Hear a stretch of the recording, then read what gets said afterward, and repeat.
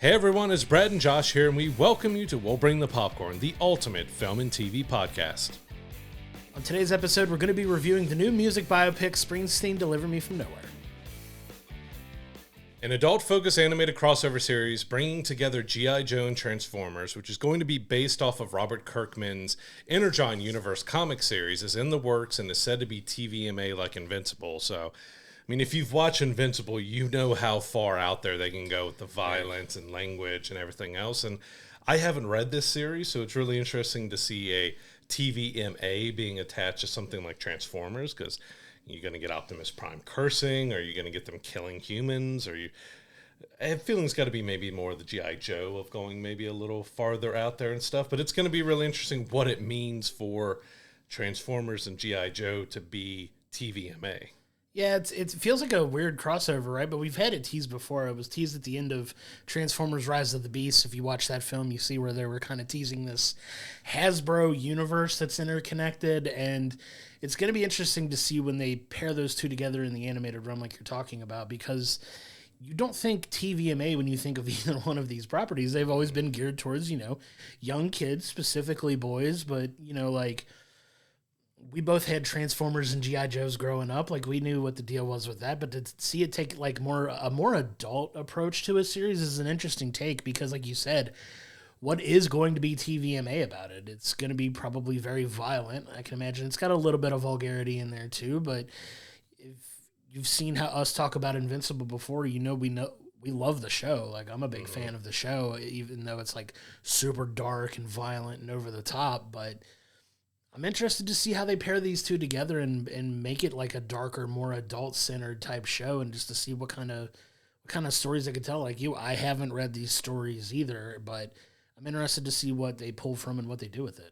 Yeah, because you just don't want them to throw in sex and violence or coarse language unnecessarily, of having characters that you've grown up with, especially on the Transformer side, doing something just really out of character, especially if you're doing it with Optimus Prime or something. Right. And so, yeah, it's really going to be curious how they walk the line of what's well to work within these two universes and not just try to make it Invincible, but with Transformers and G.I. Joe, because then you're probably taking it a little too far. You could be, but we'll see what the market is for that, because I just don't know what they're going to do with it. Like I said, I'm not familiar with the stories. I can't speak on any specific storylines, obviously, but that's one of those stories where you're just like, what are they doing? What's the intent? What's the whole point of it? It's something we definitely need to dig into before we can really talk about it more, but I want to see like what all is going to be involved in it, because it really like piqued our curiosity when you saw they're making an adult version of this thing that, everybody is grown up loving, and it's an interesting take. Yeah, it's because it's one thing to say, it's in kind of more adult-centered, and we kind of saw that with X-Men 97, that it went a little more adult, but it didn't go that far out there with stuff. But then you go one step forward with this one and say it's going to be TVMA, and like TVMA goes a little intense. So, yeah. You just hope it's not going too far. May look into some of the storylines and see exactly what they've done in the comic realm, but we know Robert Kirkman is not one who shies away from with The Walking Dead and with Invincible and everything else, that he's not scared to do some outlandish things with it. But, we don't have a release date for it yet. We don't know exactly when they're planning to put this out. It was just announced, but, we know Invincible, once we got the first season, it took a few years before we started getting the rest, but they kind of sped that up afterwards. But we'll see when we finally get it. It could be something that's in that very loaded 2027. Yeah, it's definitely something to keep an eye on for sure. I want to pivot us to another story now.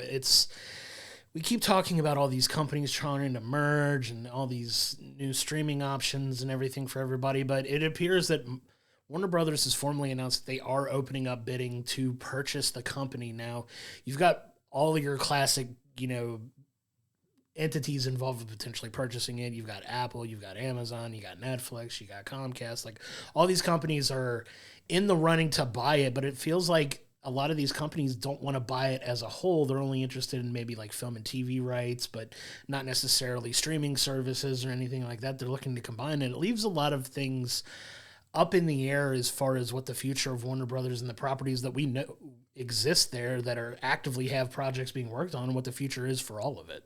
Yeah, they don't seem to want the network. So you've got TBS, TNT, Discovery, HBO. You have all those networks that what happens to them if they kind of do a chop up sale and get rid of the properties that make HBO what it is? I mean, what if they sell somebody HBO, but someone else gets Game of Thrones? And all, that comes with it. And it also brings in a big question with DC. You have James Gunn, who just took over a few years ago to kind of bring this new DCU up. Could they sell DC off to another company who say, you know what, we want to go in a different direction with DC? Like, he just started.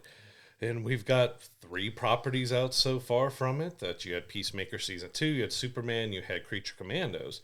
They're just getting started with the story they're trying to tell, but if it's sold off, there's no guarantee that James Gunn gets to continue what he's trying to do. Yeah, and that's not even diving into things like sports rights and other things like that Warner Brother currently holds. Like they have, NHL coverage, they have other sports that they cover. You have, a wrestling company, All Elite Wrestling, that Warner Brothers has the TV rights for that you don't know are going to be included in this. You also have like your Game of Thrones properties. You have like all sorts of stuff that Warner Brothers has the rights for, and like, is that going to be piecemealed out? Is it going to be sold off individually? Like, could you see, like you said, could we see Harry Potter on Netflix, the TV series? Like, not to say that the movies haven't been on Netflix before, because they have in the past, because those, like, all those types of properties used to jump ship like crazy to one streaming service to the next before Warner Brothers finally pulled it under their umbrella. But just imagine like things like that shifting away from what you expect them to be on, and now they're on a different service, and it's becoming too much to keep up with. Like you have, a very volatile situation here with Warner Brothers that, has gotten to the point where it's been almost bought by Paramount and Skydance, who just recently merged, and they were involved in potentially buying Warner Brothers here, but it's been balked at 3 different times. It's been blocked, and now that we hear word that the Writers Guild is looking to block it as well, like getting really involved with it too, it's a hot mess. Yeah, it's hard to see because we saw it with Disney when they took over Fox. There's a lot of properties that they took over, and we've seen the output of like 20th Century being reduced a lot more, and that's what they're saying. Like these big mergers between these large companies, as someone like Paramount, who's owned by a billionaire family now, and Warner Brothers, would cause loss of jobs for writers, for actors, for, series being reduced, networks being reduced. So they said it would be devastating to the industry if 2 huge companies merged again like this. Because if we're getting down to like all the studios being owned by just a few people, because you got Amazon in the business. If they buy it, you just see how much stuff that they're going to have. And you're going to be down. Is it going to be Amazon and Disney owning like every single studio? So it's kind of a crazy situation where a lot of people who work within the industry are just wondering what's going to happen and what's going on, because you can look at it from the top. It just looks like Zazoff trying to get a big payday by selling it off, and it does kind of sound like they may want to piece it out. Like Amazon already has an agreement to do their Lord of the Rings show. Do they take fully over Lord of the Rings, and you just have all their properties now being shifted across a bunch of different networks? Like we talked about, and I think we talked about on our last episode, just how there are too many streaming services now that are all getting up to like $30 a piece. And in one way, okay, if there's one less streaming service, that's okay. But then you got to look at all the jobs that are lost, and you got to look at, well, that's not going to help reduce the price, because they're going to say, well, now you're getting even more content, so now we're going to charge $50 or $60 for our service. Yeah, but it's turning into a hot mess. You don't want to see people lose their jobs, but like you said, if these entities start rolling up under each other and there's only a few, that's limited opportunities for people who work in the creative industry. And that's not even just talking about like actors and actresses. You're talking about, production companies and production crews and, people that pour their heart and souls into making these, like shows and movies and things. There's less opportunities for work in an already tough industry to be a part in. You're talking less jobs, less opportunities. It's a hot mess, and you don't want to see it go that way. But man, we keep saying it, but it's going to be really interesting to see what this looks like in a couple years when some of these things start happening and moving. And just, it's been amazing just in the last couple years how different things are from like a content standpoint, and it's just going to get tougher. And we'll see where the ball drops on a lot of these properties and what it means for not only the people that work in the industry, but us as consumers who are already struggling with keeping one streaming service over another. But if they all become too more expensive, what's going to start happening now? Like, are we going back to cable again? Or the cable companies just sitting there like evilly, like, just looking at us like we knew you'd be back? Like it's almost feeling like it needs to be that way again. And it's crazy that it's gotten to that point, but it's looking like a very real possibility. Yes, Warner and Discovery already did a merger just a couple years ago. And as you mentioned, Skydance and, Paramount, they did their merger. And so there's been a ton of movement and mergers. I mentioned Disney and Fox. Like there's been a whole lot of consolidation and moving stuff because they're spending a lot of money, and the theatrical runs of a lot of films just are not getting them the box office that they're expecting or wanting. But you also got to think they're definitely overspending on many films. We can go back to Joker Folie à Deux that cost $500-600 million to make, and it didn't make even close to that back. And we still wonder, like, why did that film have such a huge production? And there's, of course, a lot of people in the industry, why are fans and other people worrying about what it cost? Because it's costing films not to be able to come out, and we're not getting stories to continue, and it's causing a lot of issues with the studios as well to be able to continue on. And I don't want to see all these properties and studios owned by only the rich. Like we're getting down to, or is it going to be Apple, who has an overabundance of cash flow, and Amazon, who's a 2-point-something trillion dollar company, owning everything? Right. It's a hot mess. We'll see what it looks like going forward. But man, it's one to really keep an eye on, because Warner Brothers has a lot of really popular properties under their umbrella, and it's going to be really interesting to see how it all scatters, like we think it might, and it very well could. And it's going to be interesting to see where everything lands and where it falls out. And kind of keeping us somewhat in the same area, talking about Amazon here, we reported back on that they had got the rights to James Bond and that they're working on a new film. You got Denis, who is doing, after he's done with Dune, is going to be moving into James Bond and everything. But the financial report of the company that did own the James Bond right came out, and it looked like Amazon, at least just initially, only paid $20 million for the rights of James Bond. Like, we got to remember, this is a series of films that began in 1962. Yeah. They've grossed over $8 billion, or around $8 billion. Daniel Craig's alone made $4 billion in his 5-film run, and you only purchase it for $20 million. Like, there could be stock options, there could be residuals and percentages that they get off of what the new James Bond and stuff, but just to see that a $1 trillion company paid only $20 million. So like Daniel Craig reportedly made $25 million for his last appearance as Bond. So you might have bought James Bond for less than it cost for James Bond. It's a crazy stat that, like you said, we don't know all the financial particulars necessarily. This is the only tangible bit of financial news to come out of this. I can't imagine a world where they would sell the rights for James Bond for just $20 million. That makes absolutely no sense. There's got to be more involved to it than this. I'm extremely skeptical of that being the final price tag. Maybe this is for a creative controlling interest in it that comes with insert number here for insert, thing that is tied to it too. And it's zero chance that it's just $20 million for James Bond. That property is worth way more money than that. Like you said, it is one of the very few notable bankable film franchises out there that every time a Bond film comes out, it makes a ton of money. They just do. That's why they keep making them. That's why it's been a franchise for 53 years at this point. Like 63 years, actually. Like my math was a little fuzzy there, but it's been around forever. And it's just one of those, like, there's no way it was only worth 20 million.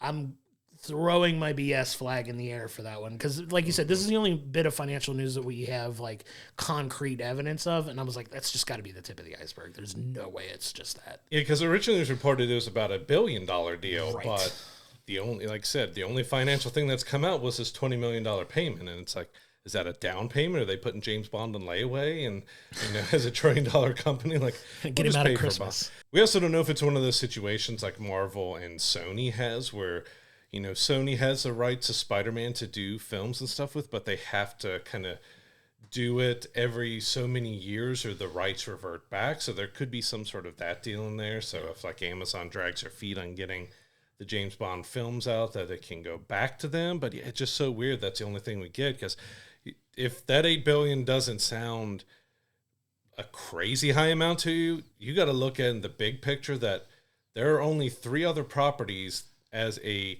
whole that have made more money in the box office. Yeah. And that's the MCU, that's Harry Potter, and that's Star Wars. So James Bond is a 4th highest grossing series of all time. Yeah.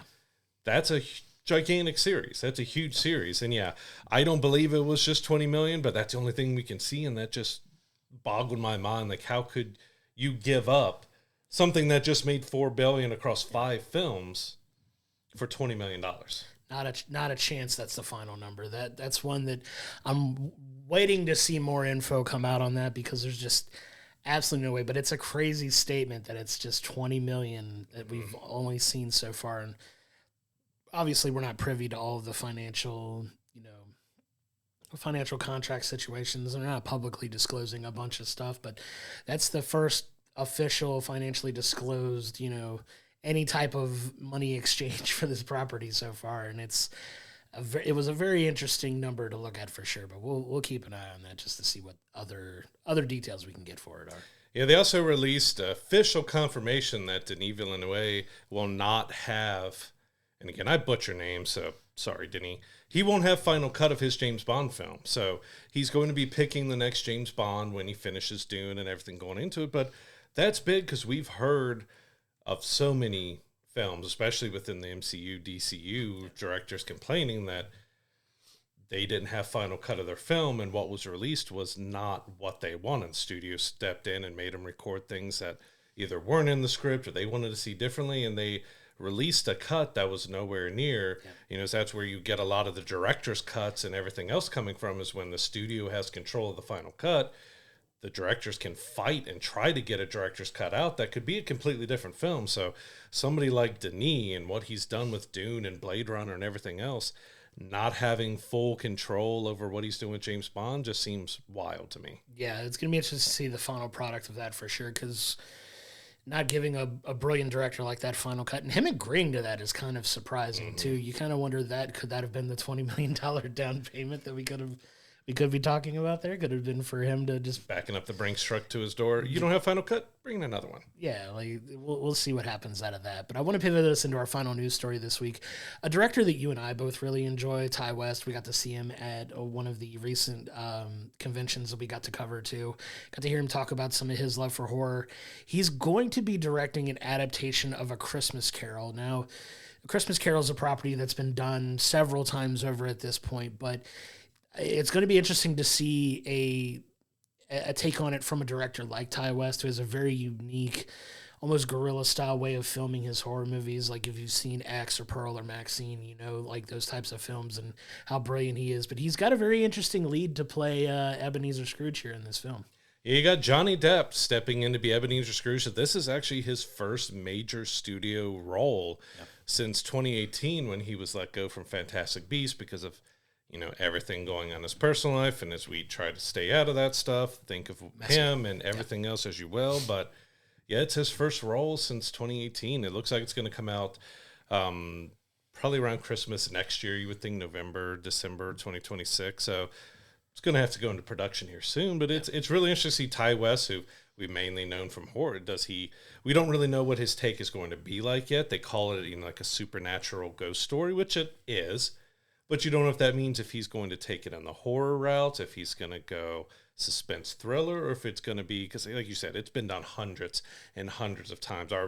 We talked about it before we started recording a little bit. Our personal favorites of Mickey's Christmas Carol and A Muppet's Christmas Carol are the two that stand out, the family-friendly versions. But you've had so many different live action, animated plays, even ones like Scrooge, and Ryan Reynolds did one that was very much a modern take on it. Like, you've had it done straight up and in different adaptations, but It's also weird because we have yet another Christmas Carol that was already announced that'll probably be out in 2027. Yeah, and it also involves a very popular horror director.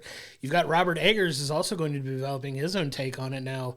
He's going to be tied up with, Werewolf that's coming out next year. So this is potentially a 2027 Christmas release. But his Scrooge is another one that could potentially be awesome as well. He's tied Willem Dafoe to play Ebenezer Scrooge in his version of it. So, Robert Eggers loves working with Willem Dafoe, as does several other directors as love him. Willem Dafoe is absolutely phenomenal as an actor, but his take on Scrooge could be interesting too. You got two very prominent modern horror directors are taking on this classic Christmas story, and it's going to be interesting to see how they put their own spins on it. If you know Robert Eggers, it's probably going to be some kind of period piece, obviously. We don't know if that's also going to be the case with Ty West, who also kind of likes to shoot things in a specific time period for his types of stories, especially when you've seen, like we said, X, Pearl, and Maxine are all set in very distinct time periods as well. Like, this is going to be interesting to see how they both take it and interpret it and make it their own, because like you said, it feels like it's almost been done to death at this point, but you have two very prominent popular horror directors getting their hands on it too. It's going to be fun. I'm excited to see it. It's good to see Johnny Depp back in acting roles a little bit again. Feel what you feel about his personal life, but this is his opportunity to kind of really step back into the spotlight and see what he can do if he can carry a film like this. And I'm excited to see what kind of magic they can come up with together. Yeah, even though I'm interested to see Ty West's take on it, especially with what he did with the X trilogy, and if it's going to be more horror and seeing Johnny Depp as Ebenezer. I gotta be honest, I'm still more looking forward to Robert Eggers because he's phenomenal. He is a great director who, when he does a period piece, he is so detail oriented about how it looks and how they speak and how they do. And just Willem Dafoe plus Ebenezer Scrooge, that just sounds like a perfect match because he can do the grouchy, kind of evil kind of guy, but he can give us all that emotional range. And Johnny Depp is a great actor. He can do it, but when I first heard it, Willy Wonka popped in my mind for that, while I got more excited about Willem Dafoe and, just his look and his feel and how he can do kind of more grouchy evil. It sounds like it's a role that's much more fit for Willem than it is for Johnny, but I'm looking forward to checking out both of them, but I will say Robert Eggers is the one I'm still more looking forward to. Yeah, I can hear Willem Dafoe now, I am Ebenezer Scrooge, just doing it in his. And then he throws a pumpkin bomb. only his way. Save us, Tobey Maguire. Save us from Ebenezer Scrooge. But no, Robert Eggers he's just so good, man. Not to say Ty West isn't, because I like Ty West films as well, but Robert Eggers really diving into a Christmas Carol could be really cool. I mean, obviously we're big fans of Nosferatu. Go back and check out our review in our archives for that, but excited to see him really dive in and get his hands on it too. That's going to be really cool. I'd love to see an all black and white version of it if he wanted to. Mm-hmm. Just go for it, man. Just do it, but we'll be interested to see what it looks like when it comes out. Give us a gothic horror ghost tale in black and white with Willem Dafoe's Ebenezer. That would be fantastic. I'm all for it. We are now partnered with Dubby Energy. Dubby is a clean energy drink to give you focus with no crash or jitters like other energy drinks. Dubby contains vitamins, amino acids, and 150 milligrams of caffeine. It also features 0 calories, no sugar, no fillers, and no artificial dyes. From Dragonade and S'mores to Push and Punch and Galaxy Grenade, Dubby has a wide range of flavors for you to choose from. Use code WBTP to save 10% off your Dubby Energy orders and look for a direct link in the audio and video descriptions. So our movie review of the week is Springsteen Deliver Me From Nowhere. So this is a very specific time period in Bruce Springsteen's life, set back in the early 80s, around 81, 82, when he was writing his, I wouldn't say controversial, but his most intriguing, I guess, type of album, because instead of doing a rock album, he was putting out this folk rock album that was acoustic, and it was done with echo and recorded in his bedroom in a New Jersey house that he was renting. So it was definitely an interesting time in his life, because it also deals heavily with depression and suicidal thoughts and just mental illness and problems with that. And I got to right away give it up to Jeremy Allen White. I think he was really fantastic. And there's some who will debate if he looked like Bruce Springsteen enough.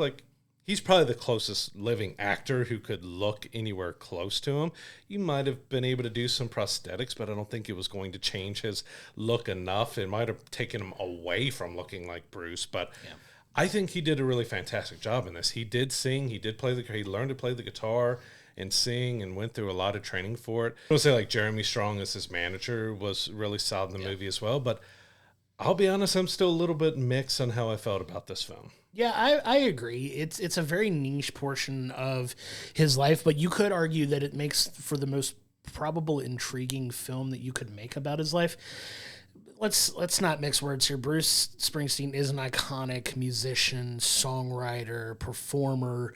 The man still to this day is selling out football stadiums and arena tours and doing big tours every time he goes out, and it's just backed by a phenomenal E Street band as well. Like he's an incredible musician, but this is probably the most film worthy, I would say, time of his life. It's based on an autobiography that was written about him as well. You know, it goes through this real dark time in his life where he's really breaking out and becoming a mega star in music. He's got top 10 hits. You've got Born to Run is like his big single that's really broken him out as a mainstream artist.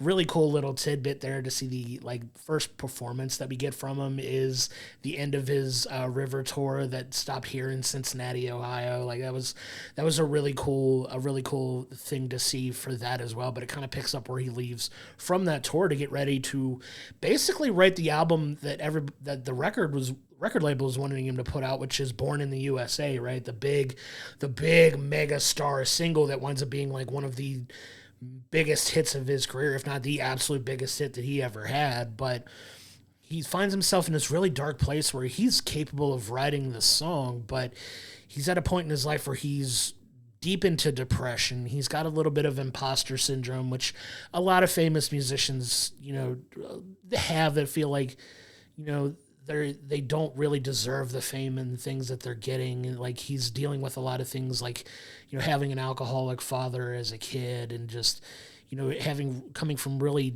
dark place, and him trying to balance fame, deal with his demons, and kind of go through this whole thing where it's something that even to this day, he still kind of struggles with depression, but this is probably the lowest he gets in his life. And just really the creativity that comes out of that winds up being these demo tracks that he winds up putting together to put out the album that became known as Nebraska. That's got a couple popular songs on the record, but it was really cool. I want to say as like a fellow musician and artist, I don't want to go too far on a rant with this, but it's really cool to see these guys kind of make the music that speaks to them in the moment and not really cave into the pressure of the record labels. Like, it's a pretty bossy move, kind of pun somewhat intended, to say, like, I know you want me to put out this album that's going to we know this record's good. And that's kind of the way they approach like Born in the USA here. It's like, we know this song's a banger. We know it's a hit. Everybody agrees it's a hit, but this music that I'm trying to make now speaks to me with where my life is now, and this makes sense to me, and this is this story that I'm trying to tell where I'm just facing these personal demons and just going through this really tough time in my life where I need help, but this is the way I'm getting my frustration and depression and just having this mental breakdown that he's going through here. And it just manifests itself in this incredible emotional folk album that he puts together in a really cool, like, rock star kind of way of just like, I know you want me to make this real pretty and polished, but I want this to sound dark and gritty and brooding, and this tone is the tone I want to accurately represent my artistic vision for what I have for this. He's like, I don't even care if you promote it. I just want to put it out. I just want to put the record out. It doesn't have to sell well. Obviously, the record labels are going to be like, well, that doesn't work for us. We want to make money off of it. But, it was a pretty bossy moment for him. And it was really cool to like show that and just kind of have him as a character and as an artist in the film kind of really stand by his work and is like, no, this is really important to me. I'm going to put my foot down here. Yeah, like I've said, I was never really a huge fan of Bruce Springsteen's. I can recognize the hits that he has, but outside of those hits, it can be very hit or miss with a lot of his songs and stuff, and it's his voice and the presentation stuff. But I did get a little more respect for him as an artist because that's the type of stuff I connect to with music. It's the storytellers like Glenn Hansard and all the folk rockers and that who are telling stories and telling, these journeys and stuff through their music, and there's emotion and there's passion behind what they're singing. But I think the movie also lets it down a little bit because you have him going through this, the depression and the mental hardships, and he's writing this album, and it's touching on like the title track of Nebraska was about Charles Starkweather, which was, this killer and everything else.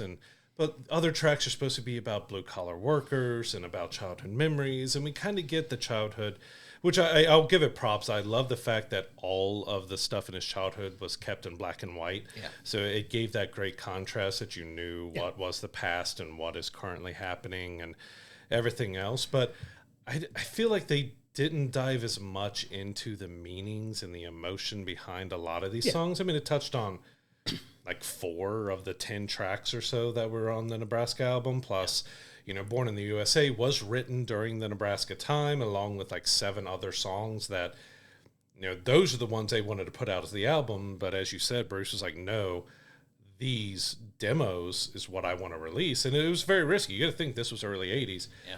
You don't have the internet prominent. Everything's on vinyl or coming out on 8-track, and cassettes are starting to become a big thing at that point.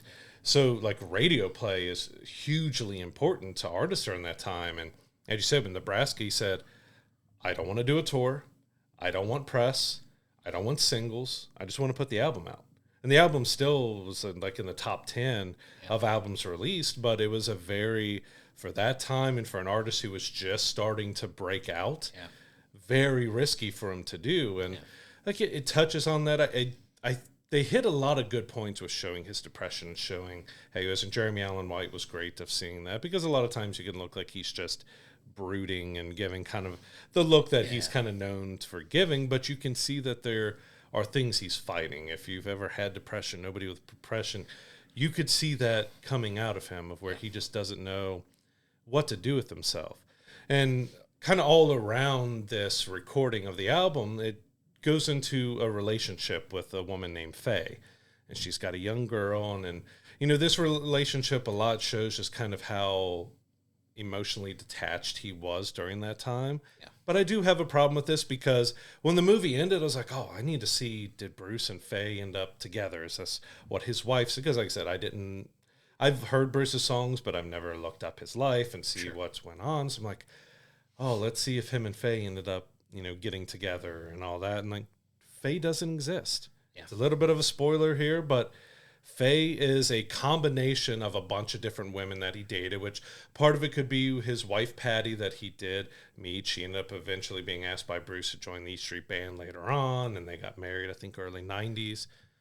And then there was his autobiography that he put out himself had an unnamed woman with a child that he dated for a short time. They kind of took all these different relationships that he had during that time and made this woman Faye, but it kind of disappointed me to learn that she didn't exist, because I thought the actress who portrayed her did really well. There was a great scene when she basically just goes off on Bruce about, kind of starts his awakening of knowing that, I have a problem, I have depression, I have a lot of stuff going on, but it wasn't a real woman in the end. And that just kind of disappointed me a little bit. Not going to lie that I should take what was in the film, but when I look stuff up afterwards to see just how true to life things were and how much they sensualized and just made and dramatized the story, the main love story in this movie didn't exist.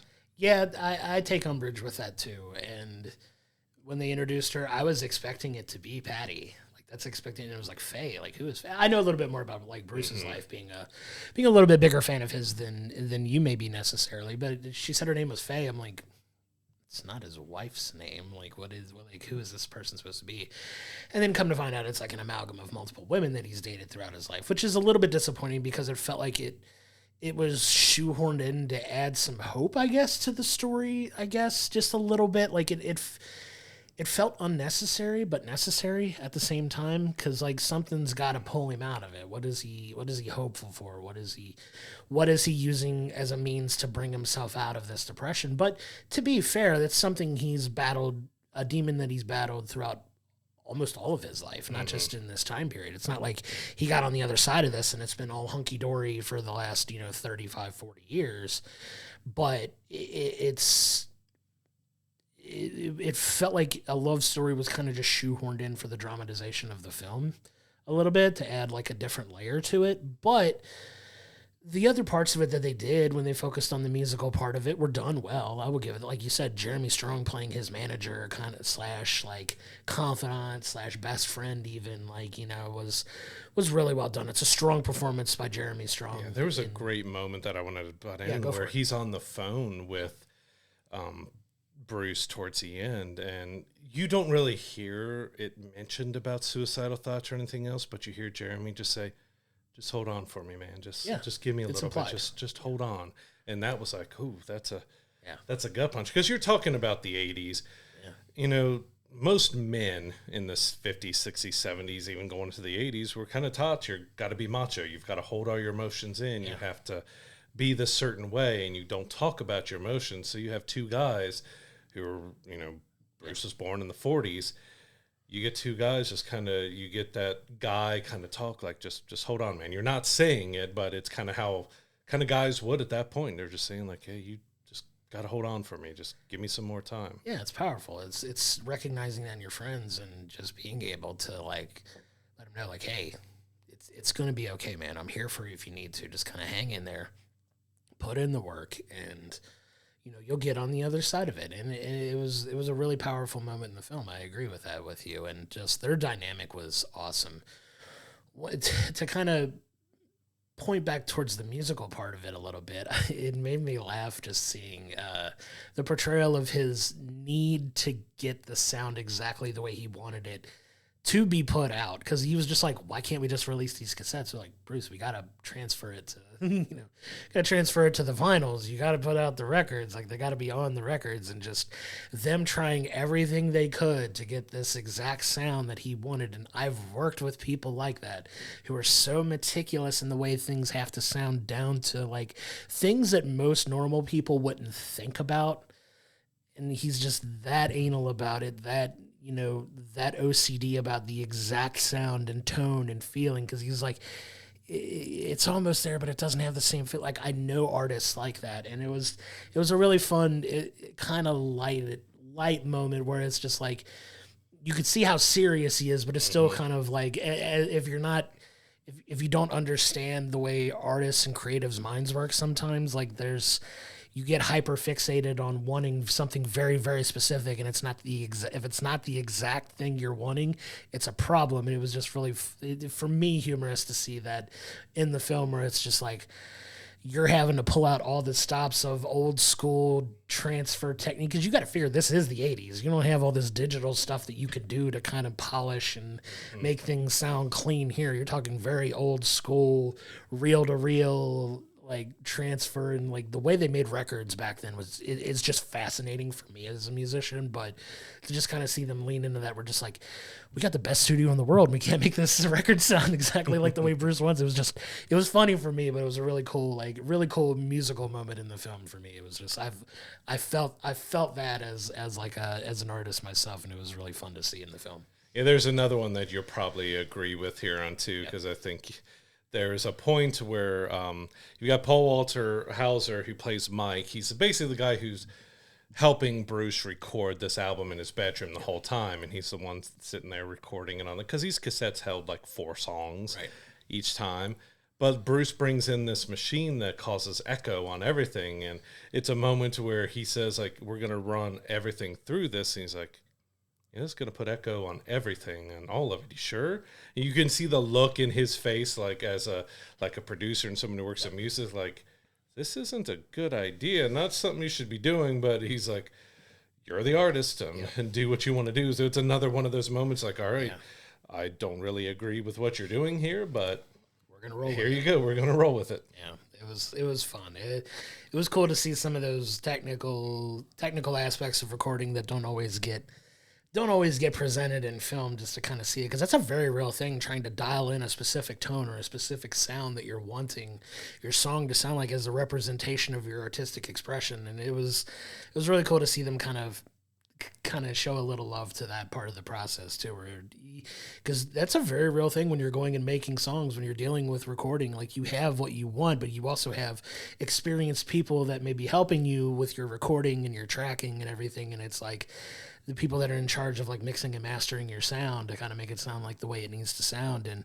there's always not always, but there's cases where it's back and forth where they'll push back on you even as an artist a little bit. We're just like, I can't get it to do this. If you thought about doing it like this, and some of that back and forth, and Bruce just wasn't having any of it. He was like, I don't going to sound just like this. Yeah, and a little bit of love to a little bit of love to Mark Maron, who plays like the main sound engineer in that studio as well, where he was just like, you could see he played the frustration on his face. So like dealing with this bullheaded, strong-armed artist that really wants this exact thing, and he's just at a complete loss where he's just like, I love you, Bruce. We'll make it happen, but my God, you're killing me here. Like I can't. The glances between like the managers and the people making the music, the technicians and stuff, is just like. You can read their body language. Like, is he serious? Like, you can't do this stuff. And it's like, you got to do. Got to do it. It was just a really fun part of recording that most people don't get to see. And it was cool to be out there. I did want to touch on a couple more elements that felt a little just off to me in the film. Sure. And the first one was, like, I did enjoy what they showed through his childhood because, as we've kind of hinted at, Bruce didn't have the most, I guess, exciting life and their drama and stories, as you've seen with other artists who gets biopics and stuff. There's no real big controversial issue or something else that pops up with him. A lot of it stems from his childhood, that his dad was an alcoholic, he was abusive, he was schizophrenic, so you kind of touch on all that stuff, and that potentially that runs in his family, and that's what's causing some of, Bruce's issues and stuff. But a problem I had with those flashbacks is that there's one scene and one scene only where Bruce is in the car with his dad, and then just this blonde little girl pops up. You have no real introduction on who this is or everything is. And if you know his story, he has two sisters. Yeah. But only one shows up in one sequence where he stops at this real big farmhouse and lets him run through cornfields, and that's it. There's no reference again. Like, there's no references when he's for the older parts in the 80s or anything else. Like, the other sister is never mentioned. Like, it is never talked about, mentioned, or said that he has two sisters. Yeah. Just that one sequence where this girl just randomly pops up and then she's never seen again. Or referenced. I had to look it up to see, like, did they die early? Did something happen? No, they're both alive and they're both going strong. They, I think it was Virginia was the one that was shown in the film, and she went to the premiere and everything else, but it was just weird how they spent so much time on his childhood and referencing the stuff he went through that his sisters were never mentioned. And maybe they just weren't important to that story. But if you're going back to his childhood, they're involved in his growing up. Like, how did the father stuff affect them? Like, there's more that you could have done there to relate, to have his family in it. Like, I know you're telling his story, but his sisters should be part of his story. You would think, but I guess it just didn't make for enough of an interesting tale, I guess, because no drama with the sisters doesn't make for a good movie. Oh, great, they have a great relationship. You could touch on that a little bit. Like, why didn't you allow him to lean on them for help, too? Were they not involved in his life at that point? We don't know, at least through the way they told this story, right? And you'd have to be a little bit more of a hardcore Springsteen fan to know more about, like, his family dynamics. Obviously, there's a decent relationship with the sister if they're showing up at the premiere of the film, so you got to figure all is okay. Was all not okay then? How isolated was he really? Did he not have any contact with other members of his family? Like, you show that how important dealing with that relationship with his father is in this film, and the mom feels just kind of like a unfortunate throwaway character here, like not necessarily important. Like, he felt very protective of his mother, but he was all about mending this relationship with his father and getting some kind of, like how important his relationship to his dad is to him, portrayed in this movie, obviously, with the issues that his dad had. But yeah, they didn't lean, like, it dealt with some family childhood trauma, but it was just all dad related, not really related to anyone else. And they just kind of chose to hyper focus on it without really discussing too much of the relationship he had with the rest of his family. It was an artistic choice that I didn't really care for either, but like, it's okay to deal with the dad, but show some love to the rest of the family too, even if it's okay. Like, hey, like, they all have to deal with the issues of his dad. It's not just Bruce that, has this issue, but it's a Bruce movie, so it is what it is. I felt like you just didn't need that sequence if you're not going to dive into anything. You don't mention her name. You don't mention really anything other than running through the fields and actually finally seeing him be a kid more than what he has been through there. But it just felt like, well, why include her at all if that's all you're going to do? But my other nitpick is with the E Street Band. Like, we know famously he has this backing band behind him and stuff.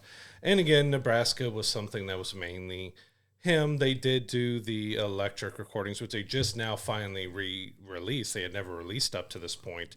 They did a special in reissue of Nebraska for the movie, where I think it's like 4 discs, and you actually get the recordings with the, but they didn't record all of them. Like, all the tracks they did on Nebraska, I think they only recorded like 4 to 7 out of the 10 or something electric. But, you know, it's a very famous part of his life and his band with the E Street Band, but they're just kind of set pieces. They're just there. Like, you get that opening concert at Riverfront Stadium in Cincinnati, then you have a concert at the end, and then you have a little bit in the studio, but you don't, I can't even remember if any of them had any dialogue. No.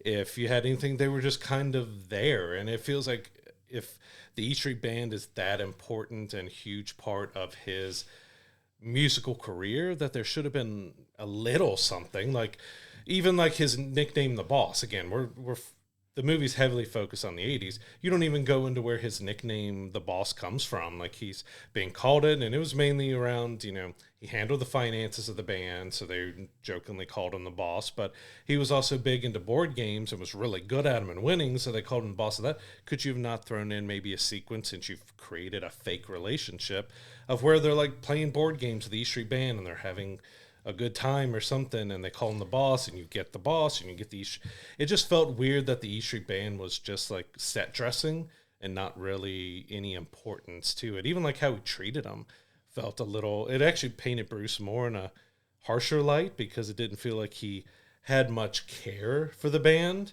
because like he wanted to throw away everything that they recorded with the band, and everything was written by him and everything was produced by him, and there was like no input on any of the songs or anything that was going on with the E Street Band. It felt strange to me. Maybe that's probably how a lot of it really happened, but with something that's such a big part of his musical journey, to have like really no importance to a biopic you're doing about him just felt odd.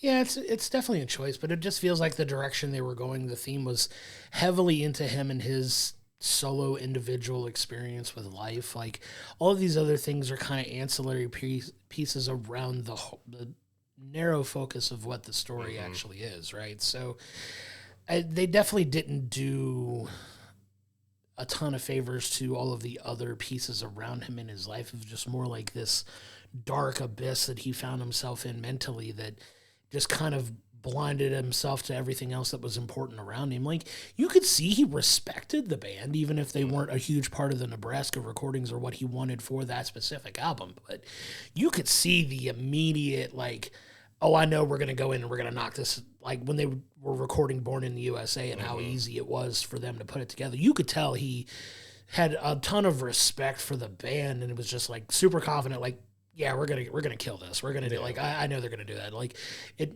didn't need to serve anything with the story they were trying to tell, so I'm not as nitpicky about that necessarily. Like, I agree.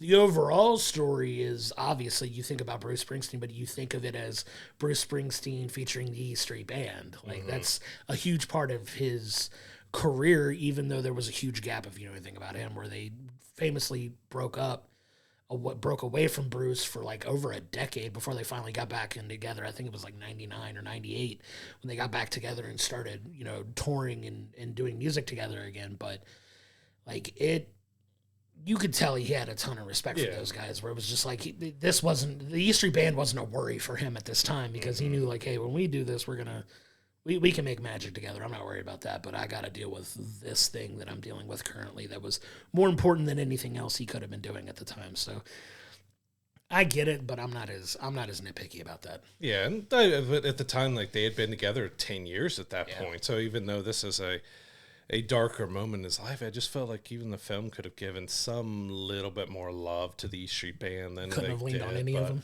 Yeah, like he didn't go to. I mean, and that's kind of how guys were at that time too, that he didn't have any confidence to go to any of the members of his band and stuff too. And if they're trying to keep that as real, then I can do that. But it just, like, they were a huge part of who he is as an artist, that it just felt weird that they were kind of excluded from the film. Because even with like Bohemian Rhapsody, you still got a decent piece of the guys in the band around it and got to have some dialogue and talking and other stuff like that. But this was more like, this is 100% Bruce, which I can get. I get that it's a dark depression and everything else, and it's about his emotional state and how he's handling it and his kind of downfall through this album into the state he was. But there was just some things that just felt a little off of what you know, the fake relationship, not as much on the E Street Band and the sisters just not being a part of it. There's a lot that just felt a little strange of how they structured it. Because again,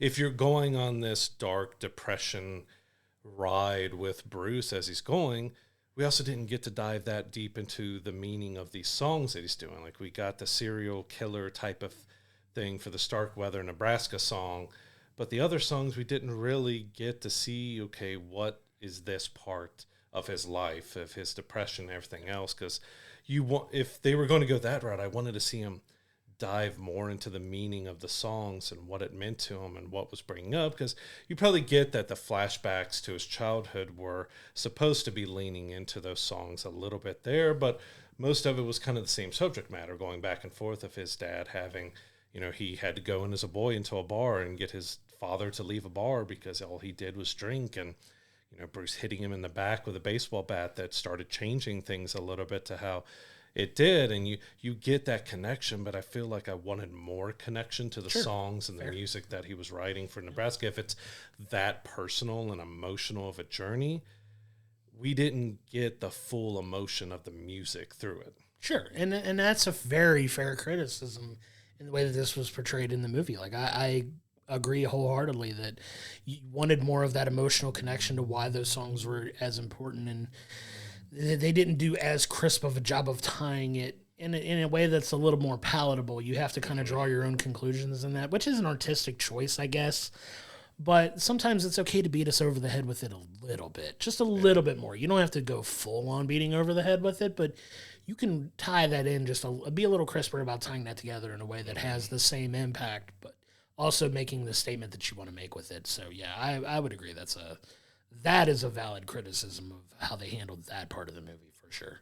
Good. I will go back to what I said about Jeremy Allen White, that he was very strong in here. Like, I would almost say because I did go back and I listened to the Nebraska album after this, and I listened to a little bit of Born in the USA and Born to Run and The River, and kind of getting myself of listening to Bruce again.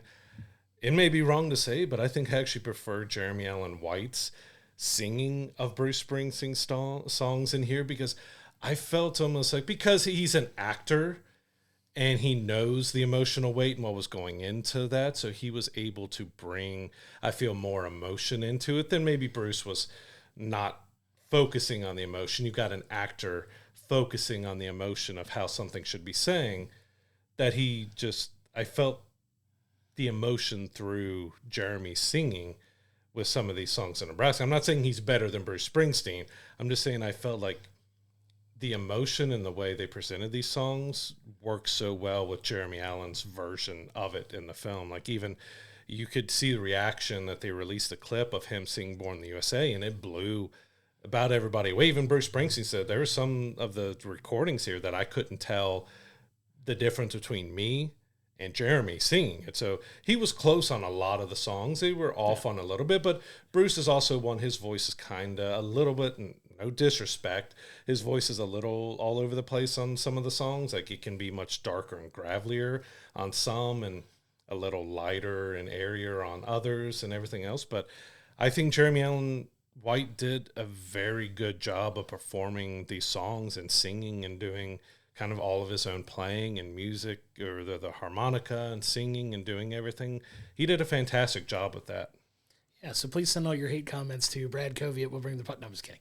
Don't do that. But yeah, I get where you're coming from. I couldn't disagree more as far as, like, I know what you're saying about Jeremy Allen White's versions, but it's hard to top the emotional connection of the people actually performing the songs that live and experience it. But him embodying that and sounding fairly close to Bruce, to the point where even you get the respect of the artists themselves, that's about as huge of a compliment as you can get from the artists themselves, and directly being like, hey, you nailed this. Respect for you for putting in the work and making it sound as close to authentic as you could, where the artists themselves are like, you did a phenomenal job with that. That's the hallmark of talent and actor putting in the work, and definitely give some love to Jeremy Allen White for that, because he did, get the blessing of Bruce himself for this and his portrayal in it. So that's definitely a win for him. Yeah, I'm not trying to be blasphemous. I just felt like, because as you said, the actor knows the emotion of what he's trying to portray, and he's getting that depression, he's getting everything else. And so you could feel that in Jeremy's performances. I also like, which you don't see a lot in these biopics, there's sequences where after a performance, Jeremy could barely speak. Yeah. And it was true, like he lost his voice at times sing, but you think that, these artists who, after doing a 3-hour concert, are going to be able to talk and sound perfect and everything afterwards, and you got a much hoarse and, sounding off, and it's very kind of realistic to how a singer could be afterwards. So I appreciated those little details of Jeremy Allen White being able to connect into the emotion of the song and really drive that emotion home on screen. I think that's more what I was trying to get at. Like, he's able, with his face and how he was singing and everything else, was able to really bring the emotion home that you needed for those recordings and the songs. I wanted to see a little bit more of that, but he did a phenomenal job in it. I think there could potentially be some award season stuff for him, more for that darker emotion of showing the depression and performing of the songs, because it's not an overcomplicated, deep story for him to really act and really get into it. But I think there was enough with his singing and his portrayal of depression and suicide and everything else, suicidal thoughts and stuff in there, that could warrant him to get something. I don't know if so much as the film overall, but I think he was really the standout, along with just a few other handful actors, and like everyone did their parts really well, but Jeremy really was a standout. Yeah, he's doing the heavy lifting throughout the bulk of the film, right? And if anyone, I think, is going to get awards consideration from it, it would be him for his portrayal. We'll see. This is such a stacked year with good performances that it's going to be really hard to narrow down, a handful of people that are going to get these award nods at the end of the year, and it's going to be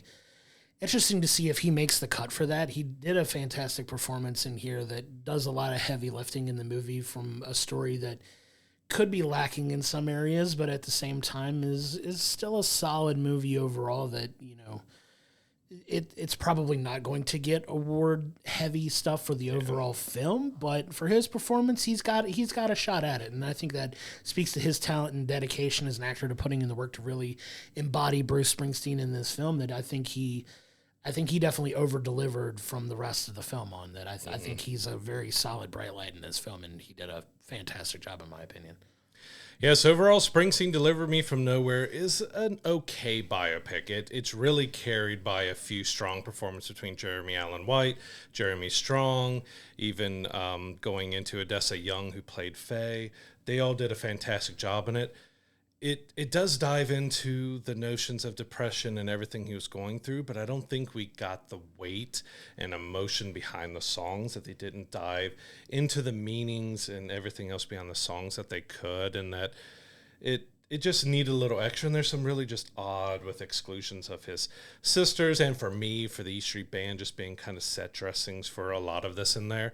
I think it was a decent film overall. I'm probably going to give it a 7, and that's mainly because of how much I like Jeremy Allen White in this. Yeah, I actually landed exactly on a 7 too for this. Like, it's lacking some of that connectivity that you were really hoping for the music to his mental state. They do a decent enough job of him, like, dealing with the struggles of his childhood and dealing with the depression and things that have plagued him throughout his life, especially in this really dark period of making this album, Nebraska. And it could have connected a little better. It could have been a little tighter about the meaning of not just everything he's dealing with directly, but how it's affecting everyone around him as well. Not a ton around it, like the family element of it.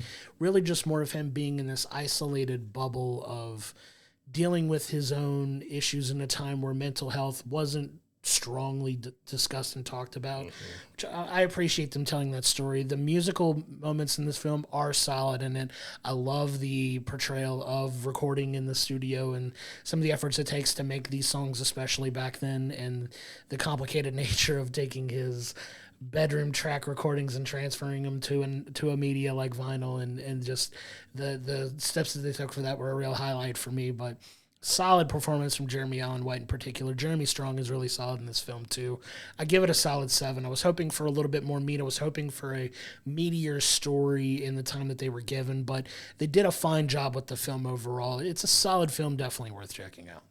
Yeah, so Springsteen Delivery from Nowhere is in theaters now. Go check it out if you're a fan or not a fan. Like I said, I wasn't a fan going in. I did get a little more respect for him as a human being, as someone who's dealt with depression and everything else myself, and be able to see what he's gone through and his music and everything from that it's one that's worth checking out, but just don't go in with huge expectations because, again, he didn't have the most extraordinary, exciting life, but there are some interesting bits in here. And again, it's worth seeing for Jeremy Allen White and Jeremy Strong having that such great relationship between each other throughout this film that really kind of nailed home the depression and everything else that they were trying to do. It just, the rest of it just needed a little bit more work. Yeah, hoping for a little more weight behind it, but solid film overall. I'm glad we checked it out. Come to our YouTube comments, come to our Discord, talk about this film. If you checked it out, let us know what you thought about it. We'd love to have the conversation with you. Yeah, this was one I wasn't exactly sure what I was going to get out of it going in, because as I mentioned, I wasn't a huge Bruce Springsteen fan. Like, I appreciate his hits and stuff, but his voice was one that never really resonated with me very well. But I appreciated what Jeremy Allen White was able to do in the film to kind of bridge that gap between, this is what this song meant and how he sang and why he sang this way and everything else. But it just, if you were going this dark route, I wanted more emotional weight behind a lot of it, especially the music. I'm one who really connects with music through its story and through the emotion and stuff behind it. And I think we just got to the edge of it, but we just didn't go fully into where it could have been. And there was also, it made us laugh that Suicide album that he was listening to laying on his floor. That's just like odd, weird, screaming song. And he calls it like one of the greatest albums ever made. And it was that light levity, but also showed that he is in a weird place and stuff with it. But it was like one of the few like kind of funny moments, because you did get some really cute moments between him and the little girl and everything else. It disappointed me that was like not real. Yeah, you were hoping it was a bigger relationship in his life than what it was, because it made it feel like it was a super important relationship to him in his real life, but come to find out it's just kind of an amalgam of multiple people that he's dating, which is a little bit of a disappointment, but overall still a really solid film. I had fun watching it. Yeah, and we got Halloween coming up. I know I've been watching some more like Halloween horror. I have actually, even before that Ty West story came out, I hadn't watched the X trilogy yet, so I'm through Pearl. I haven't watched Maxine yet, so I started rewatching those just to see, because after we had that discussion at Horror Hound when he was talking about everything going in there, that I finally wanted to check it out, so I started checking out this week just to see what the fuss was about. And it was an interesting, odd, weird couple of films, but and knowing the story behind how he got both of them made, because they were just like finished X, and then they're like, well, we're here and it's like COVID time and everything else. We'll just make another movie. We'll just make another movie while we're here, and reuse the sets and redress them and reuse the actors and stuff, and like we'll just make another one while we're here. Yeah, crazy story. It's definitely interesting to see how those films got made. But yeah, I'm excited to see his take on Christmas Carol. Definitely Robert Eggers as well, but cool to see them both take a stab at it. We'll see. Yeah, who wins, Johnny Depp or Willem Dafoe is the better Ebenezer Scrooge coming up? Like, we'll see. That'll be a fun debate to have over the next couple of years for sure. Yeah, just as long as Johnny's doesn't go in that, as I mentioned, the Willy Wonka. Like, don't take it Willy Wonka. You can't not put your mind there, but it's Ty West. You never know. You could try to make it more grounded. We'll see how it goes. Or he could go wild and crazy over the top, and he's more of a Nicolas Cage and long legs type of Ebenezer Scrooge instead of... Don't need that. But you never know. We'll see. So coming up next week, we're going to be checking out the latest dark comedy from Yorgos and Emma Stone in Begonia, which... I'll admit, it's another week where I haven't been fully in on Yorgos's films like a lot of people have. This is like, I think, the fourth one with him and Emma Stone doing it. But I'm curious to see how this one, because it is a little bit different than the rest. It's a conspiracy about these two guys who think the CEO of a company is an alien coming to like take over the world. So they capture her and they're trying to figure out like how to prove that she's an alien. It's got an interesting premise, but he has a very odd, weird style, not only to filming, but also to storytelling. So it's going to be interesting to see how this one ends up turning out, because a lot of times they do not turn out like the trailer makes it look like it is. Yeah, I'm going to have fun debating that one with you next week. This could be another one of those films where you and I are polar opposites in how we view it. I'm excited to see, because I want to see if we're on different wavelengths when it comes to watching this film. So excited to check that one out and talk about it next week. But that's all we have for you for this week. Thanks for tuning in, and we'll see you on the next one. To find all of the episodes of We'll Bring the Popcorn, go to our YouTube page, hit the like and subscription button so you're getting our episodes when they drop each and every Monday. If you're listening to us in the audio room on any of the podcasting platforms that we're on, please don't forget to give us a 5-star review. It really helps elevate the profile of the show. And don't forget to go to willbringthepopcorn.com, where it has all of our archive videos, all of our social media information, as well as our merch store, so you continue to support the show in that way. We cannot thank you enough for your continued support.